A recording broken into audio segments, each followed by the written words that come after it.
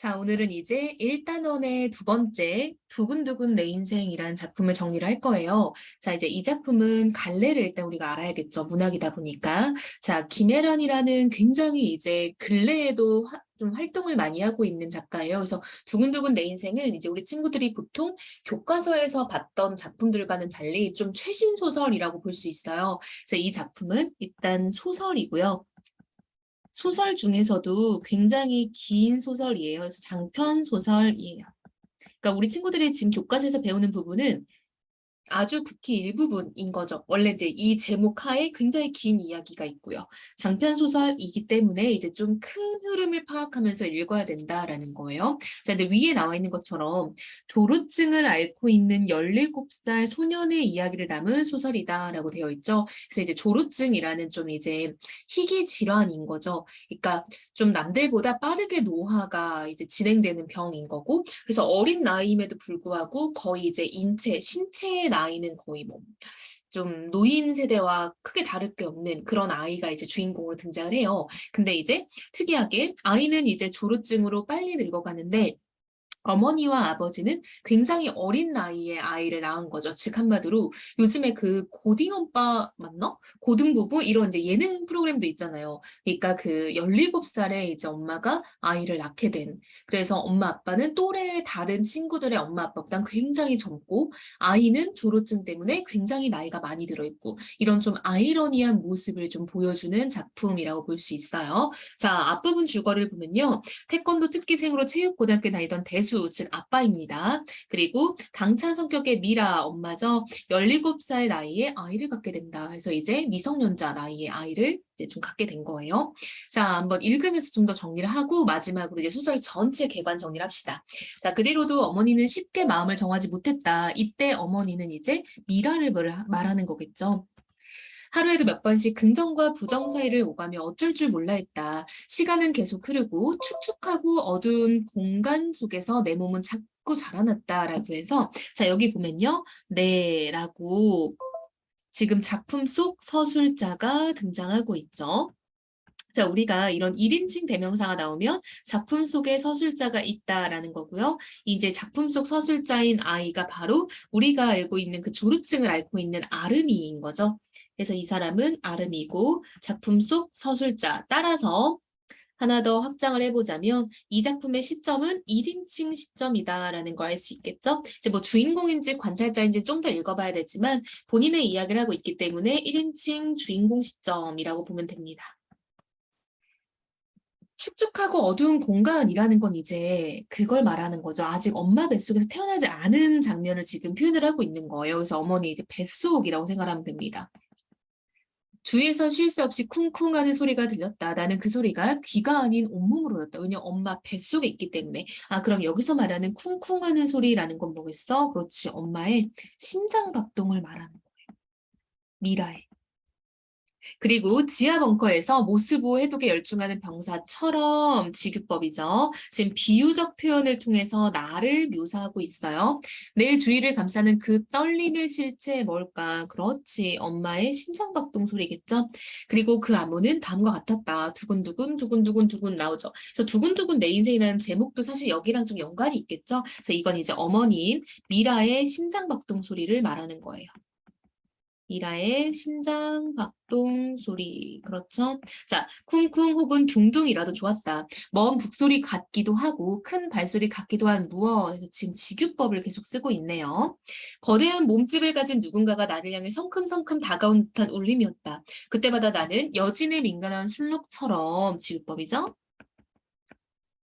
도망칠 준비를 했다. 하지만 동시에 춤추고 싶은 기분도 들었다. 어머니의 신박과 내 것이 겹쳐 가끔은 음악처럼 들려왔던 것이 까닭이다. 그래서 이제 그 김애란 소설의 가장 큰 특징 중에 하나가 이렇게 뭔가를 묘사하는 과정에서 비유적 표현을 굉장히 많이 쓰고 있어요. 이건 이제 두근두근 내 인생뿐만 아니라 다른 작품에서도 좀 많이 등장하는 특징 중에 하나예요. 그래서 지금 어머니의 심장박동 소리 그리고 나의 심장박동 소리를 표현하는데 비유적 표현을 많이 쓰고 있다라는 거는 좀 보면 좋을 것 같아요.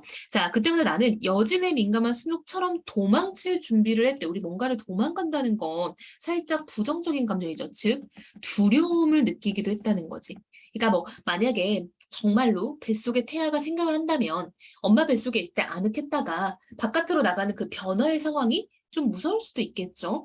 그리고 동시에 춤추고 싶은 기분도 들었대. 왜? 아, 설렘도 느껴졌다는 거야. 그래서 한마디로 이제 엄마 뱃속에서 나갈 준비를 하면서 두려움과 설렘이 공존했다라는 거죠. 어머니의 심박과 내 것, 즉 나의 심장박동이 겹쳐서 가끔은 음악처럼 들렸대요. 쿵짝짝, 쿵짝짝, 쿵쿵짝. 이게 바로 엄마의 소리와 나의 소리의 어떤 이제 조화인 거죠. 조화로움. 즉 엄마와 이 아이가 교감하고 있다라는 것도 알 수 있겠죠. 그래서 지금 엄마 뱃속에 있는 나의 시점을 보여주고 있어요. 자, 쿵은 어머니의 것, 짝은 내 것이었다. 쿵은 센소리, 짝은 여린 소리였다. 나는 긴 탯줄에 매달려 그 소리에 집중했다. 어머니의 심장은 오동통한 달처럼 역시 지급법 계속 나오고 있죠? 내 머리 위에 떠 나무가 초록을 퍼뜨리듯 역시 지급법이에요. 방울방울 사방에 비트를 퍼뜨렸다. 그것은 정보량의 최소 기본 단위를 말하는 비트이기도 했고 가수들이 음악을 만들 때 쓰는 비트이기도 했다. 이 비트와 저 비트는 몸 곳곳에 중요한 메시지를 보내며 삐라처럼 흩날렸다. 자 보세요. 이 앞에 비트는 정보량의 단위이고 뒤에 비트는 이제 그 음악에서 쓰는 이제 그 뭐랄까 소리라고 해야 할 수 있겠죠? 그래서 정보와 소리를 지금 이미지를 겹쳐서 표현을 하고 있고 삐라라는 거 우리 그 전단지를 말하는 거예요. 그래서 약간 옛날에 이제 우리가 막 그 냉전 시대 이후에 6.25 전쟁 이후에 막 북한과 남한의 이런 갈등이 좀 심했을 때는 막 서로서로 이렇게 삐라를 날리면서 우리나라가 더 살기 좋다, 우리나라가 더 살기 좋다 막 이런 게 있었거든요. 그래서 그때 그 삐라를 말하는 거고 어쨌든 나에게 이제 엄마의 어떤 그런 심장 소리가 막 나를 이렇게 깨웠다라는 말을 하는 거죠. 듣다 보니 뭔가 되고 싶어지는 게 누가 들어 참으로 선동적이라 하지 않을 수 없는 리듬이었다. 자, 이 삐라 때문에 선동적이란 말이 나왔겠죠. 삐라가 이제 우리나라가 살기 더 좋다 이러면서 자랑하는 내용의 전단지니까 선동하는 내용이잖아요. 명령어를 전달받은 세포들은 곧장 행동에 돌입했다. 하늘에서 쏟아지는 비트를 맞고 기관들이 움트며 기지개를 편 거였다. 간이 부풀고 콩팥이 여물며 우두구두 뼈가 돋아났다라고 이제 나의 어떤 태아로서 엄마 뱃속에서 성장하는 장면을 지금 묘사하고 있는 거죠. 지금 나의 성장을 이렇게 표현을 하고 있어요. 그리고 종종 내 꿈속에서 어머니가 꾸는 꿈과 만나 두서없는 대화를 했다. 그래서 막 둘이 대화를 하네요. 나 자꾸 가슴이 떨려요. 가슴이 아프도록 뛰어요. 숨이 넘어갈 것 같은데 이러다 죽을 것만 같은데 도무지 멈출 수가 없어요. 라고 해서 뭔가 아까 우리도 봤죠? 세상에 이제 태어난다는 어떤 설렘과 세상에 태어난다는 어떤 두려움이 공존하는 상태라고 볼 수 있겠죠. 자, 그랬더니 엄마가 뭐라 대답해? 나도 그래. 가슴이 자꾸 뛰어. 가슴이 저려 뛰는데 멈출 수가 없어. 라고 해서 엄마 역시 나와 같은 마음을 느끼고 있구나라는 걸 알 수 있겠죠.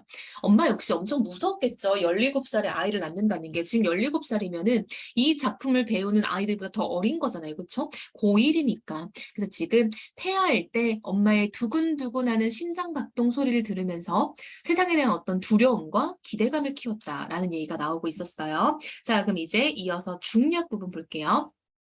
어리고 생활 능력도 없었지만 나의 부모는 나가 크는 것을 보며 행복해한다. 그러나 나는 빠른 속도로 신체 나이가 늙어간 조루증에 걸려 병원에 다니게 된다. 우연히 나의 사연이 방송에 소개되면서 많은 이들의 관심을 받고 암투병 중이라는 서아라는 소년에게서 한 통의 메일을 받는다라고 해서 이제 이 다른 교과서에 보면은 이 작품을 영화 대본으로 만든 시나리오 버전이 있어요. 거기서는 이제 이 아름이와 서아가 메일을 주고받으면서 이야기하는 장면이 나와요. 그래서 이제 막 서로 설레고 막 이런 장면들이 나왔는데 지금 이 소설에서 보면은 되게 좀 말도 안 되는 반전이 있죠. 서아가 사실은 이제 내 또래의 아이가 아니었다는 거. 그러니까 그 다른 작품에는 그런 부분이 안 나오는데. 자, 이어서 볼게요. 사실 이것까지 굳이 산책을 나온 건 그 애 누구겠어? 서아겠죠? 서아에게 건넬 말을 궁리하기 위해서였다. 메일을 받은 지 일주일이 지났지만 아직 답신을 보내지 않은 상태였다. 일단 회신을 해야겠다고 마음먹기까지 시간이 오래 걸렸고 쓴다 해도 뭐라 하나 몰라서였다. 물론 답장을 쓰지 못한 보다 근본적인 이유는 따로 있었다. 그리고 나는 그 까닭을 잘 알고 있었다. 그 까닭은 바로 내가 그 편지를 잘 쓰려 한다는 거였다. 즉 나는 서아에게 잘 보이고 싶은 거죠. 서아에게 잘 보이고 싶으니까 편지를 잘 쓰고 싶은 거야. 그러다 보니까 뭔가 시작이 좀 잘 안 되는 거죠. 하지만 표가 나선 안 돼. 왜? 그치? 우리 잘 쓰려는 게 티가 나면 애쓴 느낌 드니까 노간지잖아. 그쵸? 그래서 나는 뭔가 약간 좀 그런 걸 티내고 싶지 않았나 봐요. 그러면서 나는 그 애에게 때이른 만족을 주고 싶지 않았다. 끄덕이고 안도 안 뒤 자족해 돌아서 버리게 하고 싶지 않았다. 하지만 동시에 그 애가 바란 것 이상으로 그 애를 기쁘게 해주고 싶었다. 만족이 임계점을 넘으면 만족이 아니라 감탄이 되니까 아하는 순간에 탄성이 만들어내는 반향을 타고 그 반향이 일으키는 가을 물결을 타고 그 애가 내게 쓸려오길 바랬다. 라고 해서 굉장히 진중한 생각을 하고 있는 걸 알 수 있겠죠. 되게 진중하고 성숙하다라는 걸 알 수 있어요. 그래서 지금 아름이는 꽤나 생각을 깊게 하고 있는 거죠. 하지만 어떻게? 라고 지금 자신이 없는 거야. 지금까지 쓴 형편없는 메모들이 떠올랐다. 힘이 잠뜩 들어간 게 생각만 해도 얼굴이 핫핫해지는 내용들이었다. 관념적이고 현학적이다라는 건 어려운 말로 막 꾸며 쓰다라는 거예요. 도통 무슨 말인지 알아들을 수 없는 종종 인터넷 커뮤니티에서 발견하고 보는 즉시 손살이 쳤던 글들. 그러니까 약간 좀 노간지다. 진짜 개오바다. 막 이런 글인 거죠. 그것도 문체가 제각각인 게 어느 것은 도도한 초등학생이 쓴 산문 같고 또 어떤 거는 인문대 복학생이 쓴 작문 같았대요. 한마디로 어떤 초등학생이 썼다라는 건 굉장히 유치했다는 거겠죠. 유치하고 또 어떤 것은 인문대 복학생이 쓴 작문 같다라는 거는 너무 약간 노티났다라고 볼 수 있겠죠.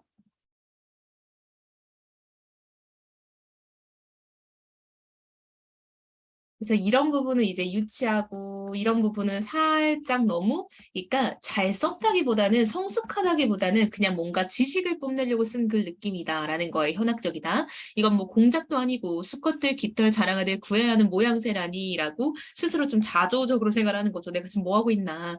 가장 평범한 소년이 되어 가장 평범한 고민을 하고 있는 스스로가 낯설고 불편했다. 자, 이거 되게 중요한 감정인 것 같아요. 그렇죠?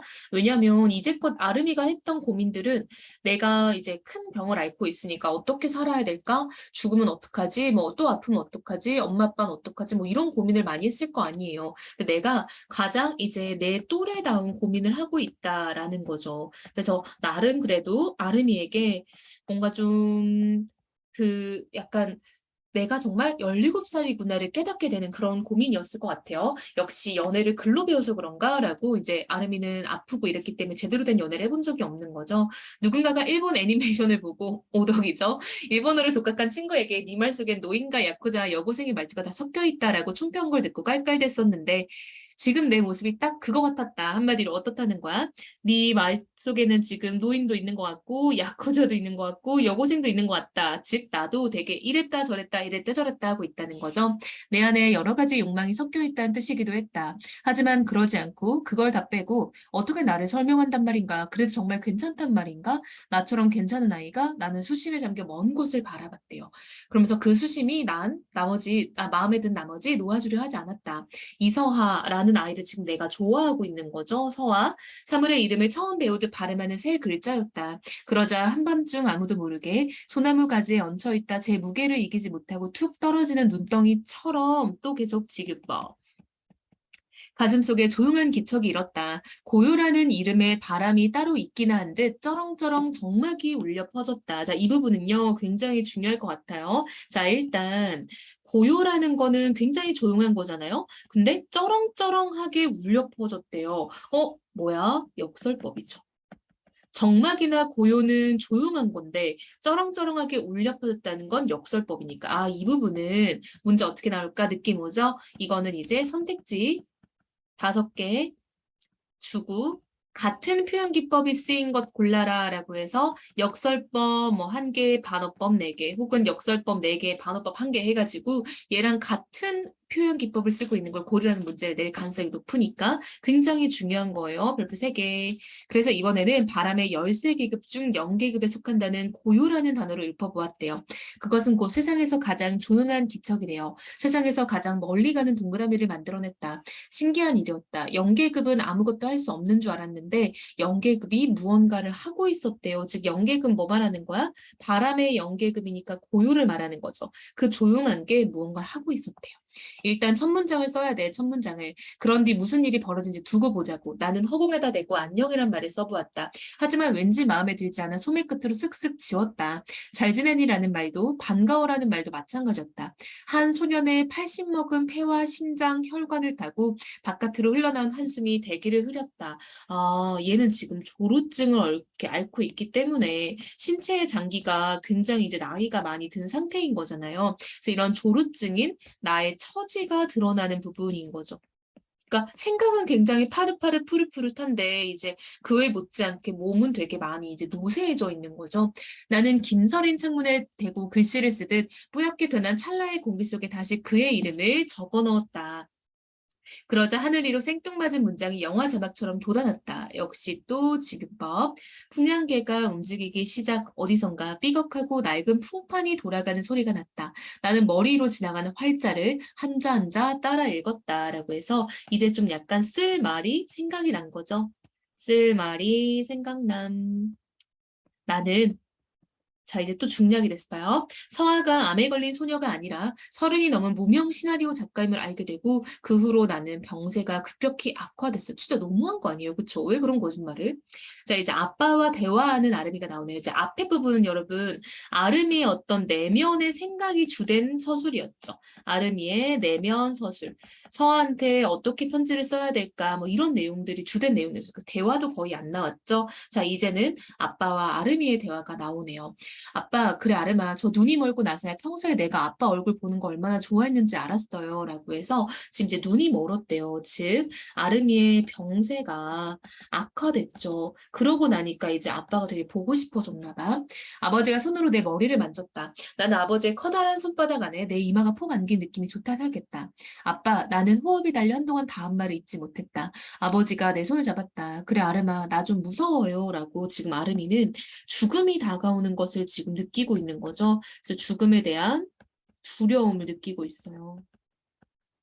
아버지는 상체를 숙여 나를 안았다. 지금 그러시면 안 돼요.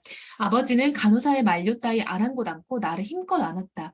그러곤 깃털처럼 가벼운 자식 앞에서 잠시 휘청댔다. 마치 세상 모든 것 중 병든 아이만큼 무거운 존재는 없다는 듯이라고. 자, 여기 좀 중요한 표현이 나온 것 같아요. 깃털처럼 가벼운 자식 앞에서 잠시 휘청댔대요. 뭐뭐 하는 듯이라고. 자, 우리 원래대로라면은 이 뒤에 있는 문장이 먼저 나와야 되고, 그리고 앞에 있는 문장이 뒤에 나오는 거죠. 즉, 도치법이 쓰였어요. 원래는 마치 세상 모든 것 중 병든 아이만큼 무거운 존재는 없다는 듯 깃털처럼 가벼운 자식 앞에서 잠시 휘청댔다. 이게 맞는 거죠. 자, 그리고 여기도 보면 역시 또 직유법들이 많이 나오고 있죠.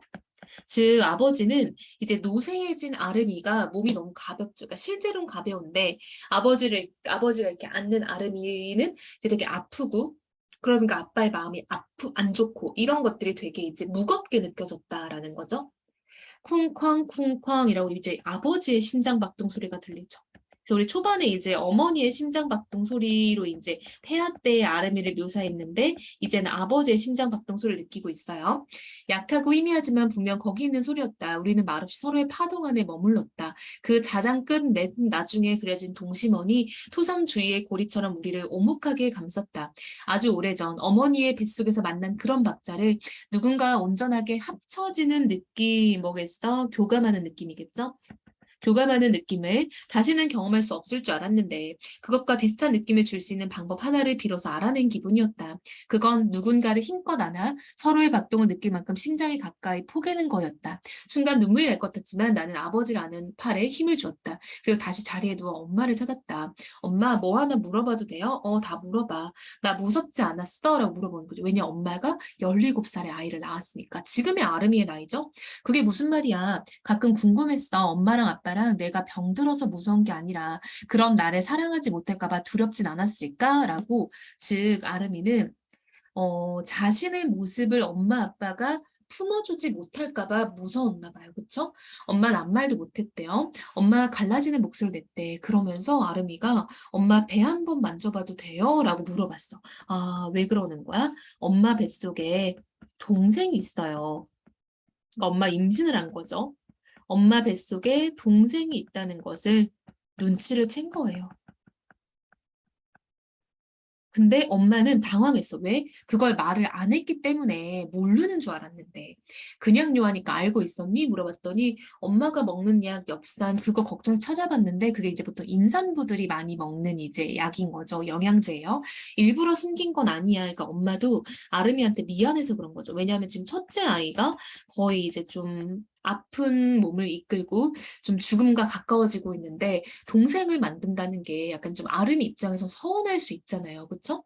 응, 알아요. 그러니까 엄마 언젠가 이 아이가 태어나면 제 머리에 형 산바닥이 한번 올라온 적 있다고 말해주세요. 라고 이제 자기의 죽음을 예감하고 있는 아름이의 모습이 나오네요. 왜 지금이냐고 조금만 참다같이 그러셨냐고 그런 말은 하지 않았다. 그러니까 사실은 그런 생각이 좀 들었나 봐요. 그쵸? 그러니까 좀 서운했던 거지. 아무도 모르게 원망하고 서운했던 기억을 굳이 헤집어내진 않았대요. 이제 그런 건 하나도 중요하지 않았다. 정말이지 하나도 중요할 리 없었다. 어머니는 대답 대신 내 손을 꼭 잡았다. 나는 잠에 취한 사람처럼 느리고 아둔하게 말했다. 이제 점점 말이 느려지고 호흡이 가빠지고 조금씩 위독한 상태가 돼가고 있는 거죠. 아빠, 엄마 이렇게 부르고 있네요. 보고 싶을 거예요. 라고 해서 이제 좀 아름이가 잘못될 거다라는 거를 좀 담담하게 표현하고 있죠. 그래서 지금 이 마지막 부분은 아름이가 이제 죽음에 이르는 과정을 직접적이지 않게 표현을 하고 있죠. 나름 좀 담담하게 그리고 조금은 간접적으로. 왜냐면 너무 자극적이잖아요. 사람이 이렇게 사람 죽는다는 게. 그래서 그렇게 표현하고 있구나라는 걸 알 수 있네요. 그래서 이 작품은 이제 가족의 어떤 사랑을 지금 좀 표현하고 있는 거죠.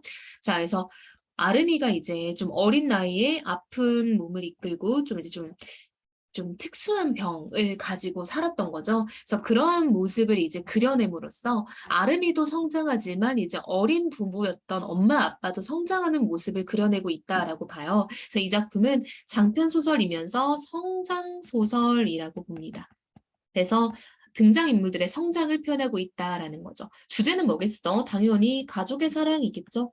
어쨌든 그런 안 좋은 상황에도 가족끼리 서로 보듬고 서로 사랑한다 이런 내용을 지금 가지고 있어요. 그래서 난치병을 앓는 소년의 삶을 그래도 이렇게 작품 전반이 되게 가볍고 조금은 이렇게 좀 유쾌한 모습이 많아요. 엄청 이렇게 절절하고 슬프고 이런 것보다. 그래서 약간 조금은 가볍게 아들보다 어린 부모, 그리고 부모보다 나이 많은 아들을 통해서 되게 인생의 의미를 좀 특이한 방면으로 표현해내고 있는 거죠. 그래서 이런 것들을 좀 잘 정리하면 좋을 것 같아요. 자, 학습활동 채워보고 다시 한번 소설은 흐름이 기니까 수업을 듣고 나서 혼자서 다시 읽어보는 과정도 되게 중요해요. 다시 한번 읽어보면서 한번 정리해봅시다.